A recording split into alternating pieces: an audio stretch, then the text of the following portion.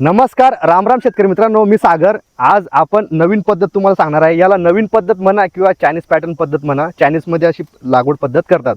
तर मित्रांनो, हे तुम्हाला लाईव्ह प्रत्यक्षात दाखवतो।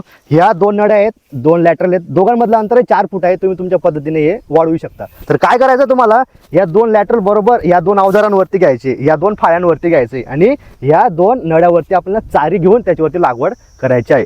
तर चला तुम्हाला लाईव्ह दाखवतो मित्रांनो। दादा सेल मारा।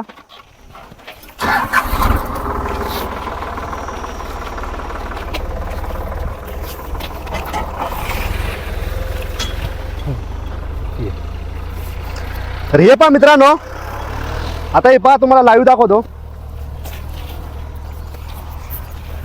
हे पहा मित्रांनो, आता ही नळी, या नळीच्या मध्ये ही तुमची, हे पहा मित्रांनो, ही नळी बरोबर तुमची चारीमध्ये आलेली आहे। तुम्ही हे लाईव्ह बघू शकता। तर मित्रांनो, अशी लागवड पद्धत केल्यामुळे तुमचा असा फायदा होणार आहे मित्रांनो, की या चारीमध्ये अशा तुमच्या 2 सऱ्या लागणार आहे आणि अशा 2 सऱ्या लागवड केल्यामुळे इथं जवळपास तुमची भर जवळपास इथपर्यंत जरी तुमची भर लागली ही, तर जवळपास कंदापासून तर इथपर्यंत जवळपास 1 ते 1.5 फुटाची तुमची भर लागत आहे। आणि कंद पिकाचं वैशिष्ट्य आहे, जेवढी मातीची भर तेवढा मोठा पंजा लांबतो, तेवढी मोठी कांडी लांबते आणि प्रचंड प्रमाणात उत्पन्नात ही वाढ होते। जर तुम्ही असं न करता जर तुम्ही डायरेक्ट जर बेडवरती लागवड केली तर होतं असं मित्रांनो, इथं लागवड केल्यामुळे वरती मातीची भर चढत नाही आणि जी मातीची भर चढलेली आहे ती ही देवाच्या पावसामुळे पूर्ण खाली येऊन जाते। तर ही लागवड पद्धत मित्रांनो अशी चारी पाडून मी माझ्या स्वतःच्या शेतामध्ये 1 ते 2 वर्षापासून करत आहे। हे प्रॅक्टिकली अनुभव मी तुम्हाला सांगत आहे। 100% उत्पन्नात वाढ होते म्हणजे होते, हे माझे प्रत्यक्षात तुम्हाला अनुभव मी सांगत आहे मित्रांनो। तर कोंबड्याच्या अवजारानं भर मारायचे नाही। त्याच्यानं काय होतं मित्रांनो, कोंबड्यानं भर लावल्यामुळे हे वरती जे कंद आहेत ते असे रुंद त्यांची रुंदी कमी होत चालते आणि मुळ्या डॅमेज होता आणि एकदाची मुळी डॅमेज झाली की मुडकूज येते, मुडकूज आली की कंदकूज येते। अशा पद्धतीनं लागवड झाल्यानंतर, ह्या सरीच्या मध्ये लागवड झाल्यानंतर तुम्हाला आता मातीची भर कशी लावायची आहे ते सांगून देतो मित्रांनो।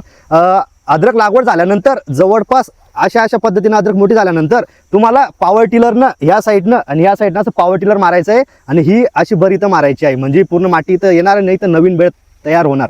तर मित्रांनो, तुम्हाला भर कशी लावायची आहे, एवढी अद्रक झाल्यानंतर दर 15 दिवसाआडे इतकी 4-4 इंच तुम्हाला भर लावत चालायची आहे। 1 टाइम भर मारायचे नाही, त्याच्यानं सड येण्याची शक्यता असते। कंदाचे जे कोंब आहेत ते दाबले जातात खूप खाली। तर काय करायचं, आज जर तुम्ही 4 इंच भर लावली तर अद्रक थोडी मोठी झाल्यानंतर पुन्हा 4 इंच 15 दिवसाच्या अंतराने पुन्हा 4 इंच पुन्हा 4 इंच असं तुम्हाला जेवढाही पैसा खर्च करायचा आहे अद्रक पिकावरती ते मातीच्या भरवरती करायचा आहे। जवळपास 4 ते 5 ते 6 वेळा कमीत कमी जास्त जेवढी तुम्हाला भर लावता येईल, पण भर ही तुम्हाला दर 15 दिवसाआडे कंपल्सरी लावायची आहे। आणि जर तुम्हाला बेसळ डोस टाकायचा आहे तर भर लावण्याआधी तेव्हा ते त्याच्यात टाकून द्यायची। बेसळ डोस हे कधी पण वातावरण थंड झाल्यानंतर किंवा पहिला पाऊस पडल्यानंतरच टाकायचा आहे। पुढचा व्हिडिओ आपला बेसळ डोसवरती राहणार आहे। बेसळ डोस केव्हा टाकायचं आणि कोणते टाकायचं ते तुम्हाला मी लगेच पुढच्या व्हिडिओमध्ये सांगणार आहे। तर धन्यवाद शेतकरी मित्रांनो।